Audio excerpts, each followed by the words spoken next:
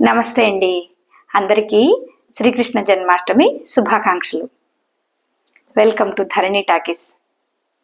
ఈవేళ ఎలాంటి పండగ అంటే ఇంట్లో నెలల పిల్లల దగ్గర నుంచి పెద్దవాళ్ళ దాకా లీనమైపోయే పండగ. ప్రేమతత్వాన్ని ప్రపంచానికి చాటిన పరమాత్మ రూపం శ్రీకృష్ణ తత్వం, దానికి ఆరాధకులైపోయిన వాళ్ళందరికీ పండగ. చిన్న చిన్నోళ్ళను కూడా కృష్ణుడి రూపంలో అలంకరించేస్తాం. చిన్న ఏది లేకపోతే చిన్న ఇలా నామం పెట్టి పింఛం పెట్టేసైనా సరే చిన్న కృష్ణుడు అంటాం. అంటే కృష్ణుడు అంటే మనకు అంత ఇష్టం. మరి ఈవేళ కృష్ణాష్టమి, కృష్ణుడిని మనం ఎందుకు తలుచుకోవాలన్న ముక్క ఒక్కటి చిన్న ముక్క పిల్లలకి మీరు చెప్పాలండి. అంటే కృష్ణుడు అంటే అమ్మ పెట్టిన వెన్న ముద్దలు తిన్నవాడు, చాలా అల్లరి చేసినవాడు, గోపబాలలతో కలిపి ఆడుకున్నవాడు, ఇలాంటి చిలిపి పనులు అల్లరి పనులతోటి అందరినీ మైమర్పించి చేసేవాడు.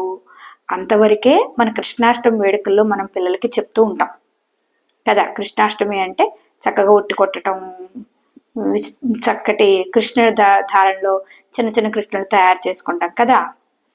మరి 5000 ఏళ్ల నాటి కిందటి జననం అది, నిన్న మొన్నటిది కాదు. 5000 సంవత్సరాలుగా ఆయన ఎందుకు తరతరాలుగా మనం పూజిస్తూ ఉన్నాం? ఆయన మనకి ఎందుకు ఆరాధ్యుడయ్యాడు? మనం ఆయన గురించి ఏం తెలుసుకోవాలని విషయాలు ఏమన్నా ఉన్నాయా అంటే పిల్లలకి మీరు చెప్పాల్సినవి సూటిగా సుత్తి లేకుండా చక్కగా ఒక 4 విషయాలు ఉన్నాయండి. అది నాకు తెలిసినవి మీతో పంచుకుందాం అనుకుంటున్నాను. అది మీరు పిల్లలకి చెప్పే ప్రయత్నం చేయండి. పిల్లలు అంటే విద్యార్థులు అంటే స్కూల్కి వెళ్ళే వాళ్ళనే కాదండి, ఎవరైనా ఇంట్లో 45 ఏళ్ల నుంచి 55 వాళ్ళ వరకు ఒక రకమైన పరిష్కారాలని, ఆ తర్వాత వయసు వాళ్ళకి ఇంకొక రకమైన పరిష్కారాలని చూపించారు. ఒక వయసు వచ్చాక మనం అది చదువుతూ ఉంటాం, నేర్చుకుంటూ ఉంటాం. కానీ చిన్నపిల్లలకి ఇప్పటి నుంచి మనం అలవాటు చేస్తే వారికి కూడా ఒక అవగాహన వస్తుందన్న ఉద్దేశం అండి. శ్రీకృష్ణుడు స్నేహితుని రూపంలో ఐశ్వర్యవంతుడైపోయినా సరే కుచేలుని అంగీకరించి ఆహ్వానించి వారు తీసుకొచ్చింది తిని తన ఐశ్వర్యంలో వారికి ఏం కావాలో అది ఇవ్వగలిగేది మనం స్నేహధర్మాన్ని చూడొచ్చండి. స్నేహితుడు అంటే ఎలా ఉండాలంటే కృష్ణుని చూపించవచ్చు. మనం పిల్లలకి చెప్పాల్సింది అదే. మన స్నేహితుడు తనంతట తను అడగలేని స్నేహితులు ఉంటారు. మనం ఒక ఉన్నత స్థితిలో ఉన్నప్పుడు అలాంటి స్నేహితులను జాగ్రత్తగా చూసుకోవాలని వారి జీవితం మనకు చెప్తుంది. ఆయన ఒక మంచి నాయకుడు.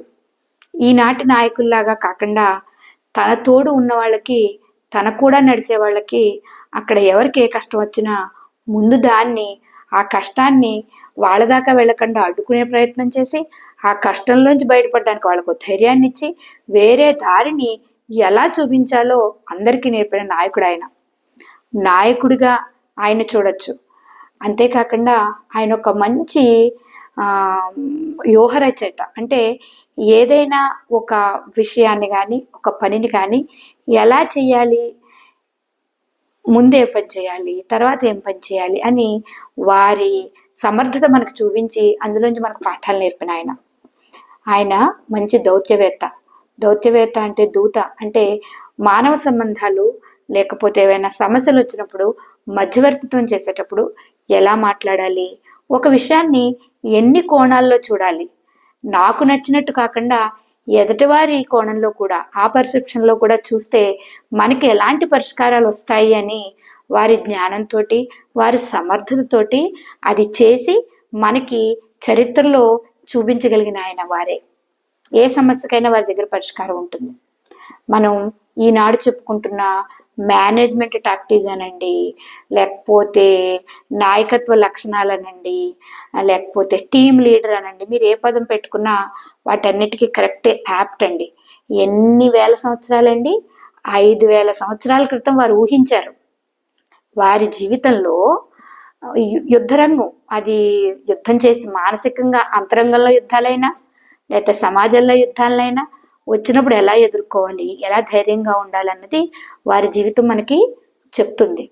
5000 సంవత్సరాల క్రితం జరిగినది ఇప్పటికీ మనకు ఉపయోగపడుతుందంటే ఆయన ఎంత ముందు చూపుతో ఆలోచించి సూచనలు చేశారో చూడండి.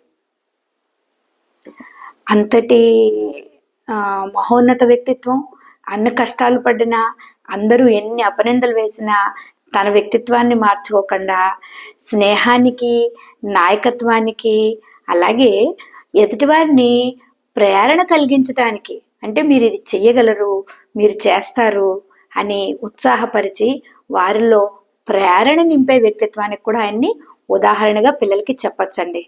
నువ్వు చేయగలవు, నువ్వు ఇలా చేస్తే ఇలా అవుతుంది, ఇది చెయ్యి అని చెప్పగలిగిన మంచి మోటివేటర్ అనమాట ఆయన. ఒక 10-15 వేల మోటివేషన్ పుస్తకాలు కలిపితే ఇంకా అంతకన్నా ఎక్కువేమో ఆయన. నలుగురు ఉండి సంస్థలు నడుపుతున్న వ్యక్తుల దగ్గర నుంచి కొన్ని లక్షల మందితో సంస్థలు నడుపుతున్న సంస్థ యజమానులు కూడా వారి భగవద్గీతని, వారిచ్చిన గీతని ఇప్పటికీ ఆచరిస్తున్నారు అంటే అది ఎంత ముందు చూపుతో, అన్ని విషయాల పట్ల అవగాహనతో, అంత జ్ఞానంతో మనకు అందించారో మనం అర్థం చేసుకోవాలి. మనదైన అంటే మనకు ముందు ఒక 5,000 సంవత్సరాల కిందట వారిదే భూమిలో ఉన్నారు. ఇలాంటి కృష్ణుడు, ఇలాంటి భగవద్గీత మరెక్కడా లేదండోయ్. ఒక ఒక ఒక గ్రంథం లేదా ఒక విషయం అందరికీ ఉపయోగపడేలాగా, ఒకళ్ళకో ఇద్దరికో, ఒక జాతికో రెండు రకాల జాతులకో లేదా ఒక వయసు వాళ్ళకో కాకుండా జీవించి ఉన్న ప్రతి వ్యక్తికి బోధ చేసేలాగా ఉండగలిగే, కర్తవ్యాన్ని బోధించగలిగే సారం ఏదైతే ఉందో అదే గీత అండి. అలాంటి గీతను ప్రపంచాన్ని అందించిన గీతాచార్యులు వారు. మరి వారిని తలుచుకోకుండా ఇంకెవరిని తలుచుకుంటాం? అస్తమానం తలుచుకోవాలి. ఆయనది ప్రతి చోట మీరు ఎక్కడ చూసినా కొటేషన్ కనిపిస్తూ ఉంటుంది.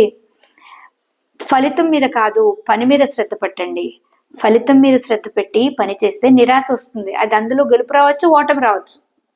అందుకని మీరేం పని చేస్తున్నారో దాని మీద శ్రద్ధ పెట్టి పని చేయండి. ఫలితాల కోసం మాత్రం కాదు, ఆ ఫలితాలు వాటంతటి అవే. ఈ పని చేస్తే ఈవేళ కాకపోతే తర్వాత అయినా ఆ పనిలో నైపుణ్యత మిమ్మల్ని ఆ ఫలితాలు వచ్చేదాకా మిమ్మల్ని ముందుకు తీసుకెళ్తుందని చెప్పగలిగిన గొప్ప తత్వవేత్త.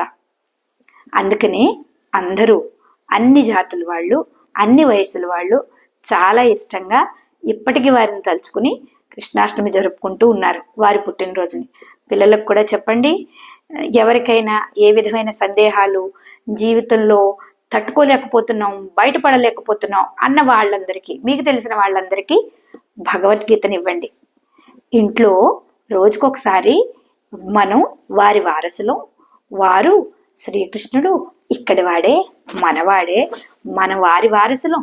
వారిచ్చిన ఆస్తి అయినటువంటి భగవద్గీతని మనం ఒకసారి చదువుకోవాలన్నా జీవితంలో మనం ముందుకు తీసుకెళ్ళడానికి చాలా బాగుంటుందని పిల్లలకి నేర్పే ప్రయత్నం చేయండి. Thank you. మరొకసారి అందరికీ శ్రీకృష్ణ జన్మాష్టమి శుభాకాంక్షలు.